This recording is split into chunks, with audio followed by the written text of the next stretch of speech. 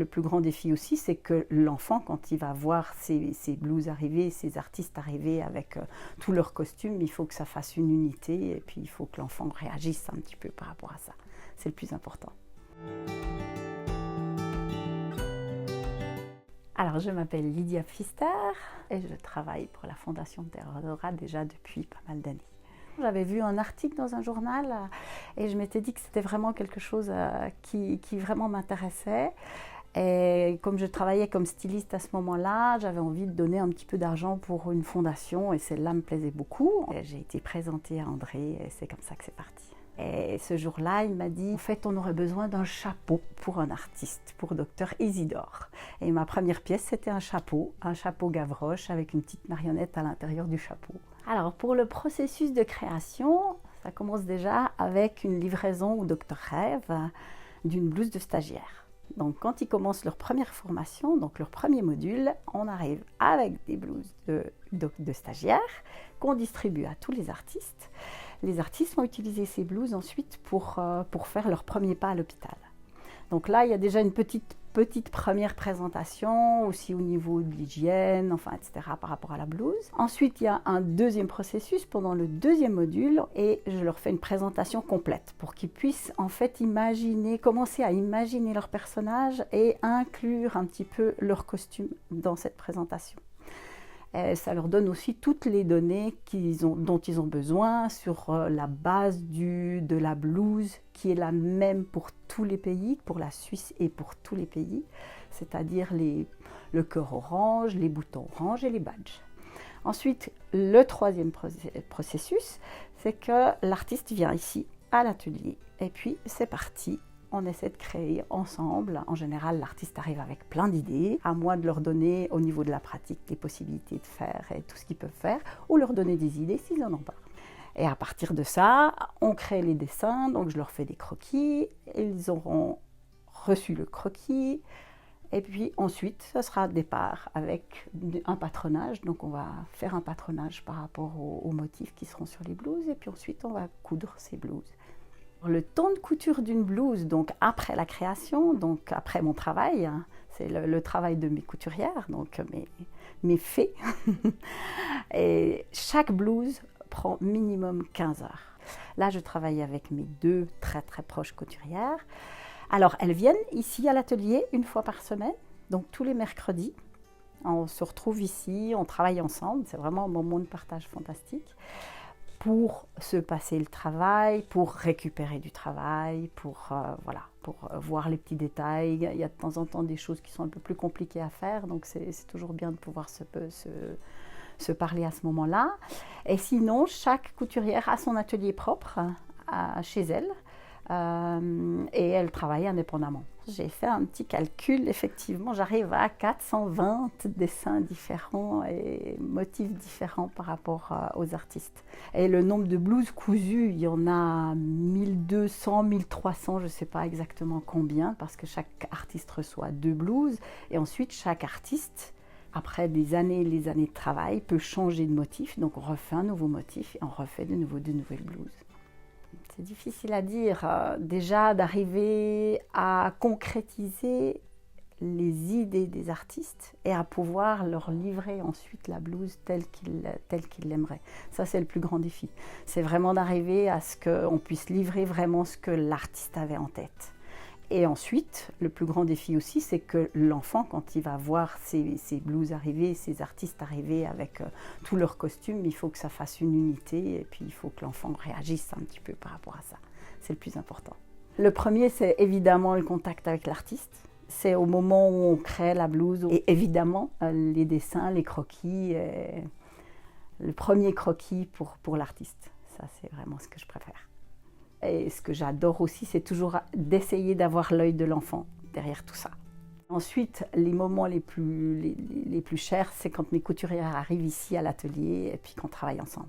Ça, c'est fantastique. Dr Zazou m'a demandé un jour un rideau de théâtre dans le dos qui s'ouvrait avec des cordelettes. Il tirait une cordelette sur le côté pour pouvoir ouvrir son rideau dans le dos. Je pense que ça, c'était une des blouses les plus farfelues. Rien n'est farfelu, on pourra dire. Rien n'est farfelu, on arrive à tout faire.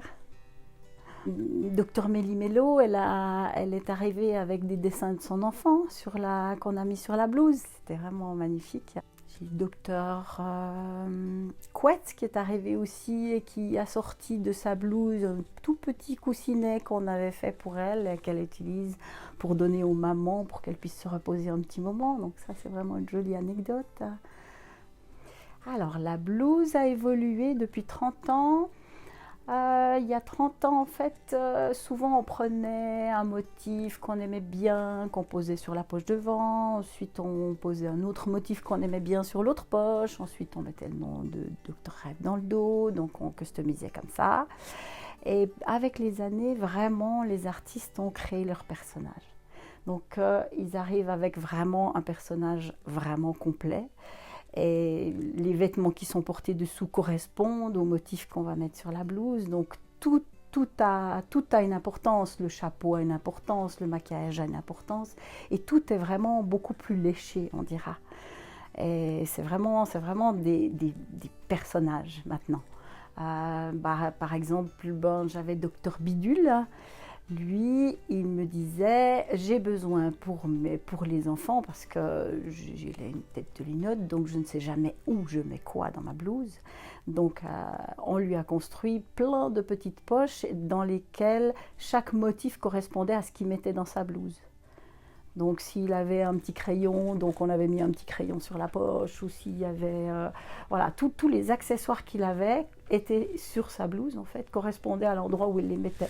Il avait une petite poche avec la paire de lunettes sur la poche, parce qu'il mettait ses lunettes là-dedans. Comme ça, il pouvait les retrouver. Et il rigolait énormément avec ça, avec les enfants, parce que ça donnait des chouettes anecdotes. Il lui disait, mais oui, tes lunettes, elles sont dans cette poche-là. C'est très important. Et il jouait beaucoup avec ce genre de choses. Alors, quand je vois la blouse portée pour la première fois, quand je la mène directement à l'artiste, c'est toujours évidemment une émotion. Hein. C'est clair que c'est toujours très important.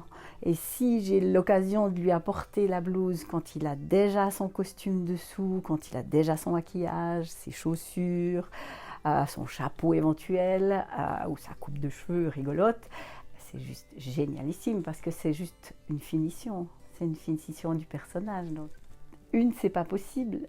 C'est juste pas possible. Donc, la plus belle blouse, c'est toujours la dernière. C'est toujours la dernière qu'on vient de faire, la dernière qu'on photographie. On se dit, celle-là, c'est la plus belle. C'est toujours comme ça. Qu'elle soit toute simple, qu'elle soit vraiment sophistiquée, c'est toujours la plus belle. On apprécie vraiment de finir. D'ailleurs, on a des fois de la peine. J'ai de la peine à faire mes cartons et à livrer mes blouses des fois. Je me dis, j'aimerais bien la garder encore un petit moment.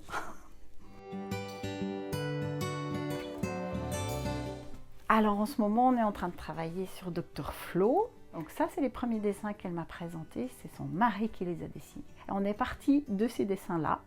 Et ensuite, on a fait bouger un peu ces dessins, c'est-à-dire on a fait bouger un peu ces valises pour donner un peu du rythme et du mouvement.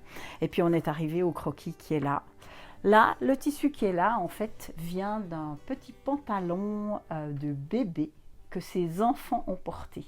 Donc, on est en train de démonter le pantalon pour utiliser le tissu pour faire cette valise. Donc, il y a vraiment de jolies anecdotes. Voilà, Docteur Cravate. Ce qui était intéressant, c'est qu'il a fallu développer, dans le dos c'était facile, hein, une grande cravate avec un petit cordon en forme de cœur, pour laisser la place à une poche ici derrière pour mettre son ukulélé. Et ensuite, on a cherché d'autres idées. Je lui ai proposé le développement de la cravate, du nœud cravate qui était aussi intéressant. On a des gros motifs comme ça aussi. Ça, c'était pour la Turquie. Dr Mavish, l'Espagne. Chaque pays a son caractère au niveau des costumes. On retrouve vraiment leur caractère dans leur blouse. Voilà, alors là on a Dr Pirouette.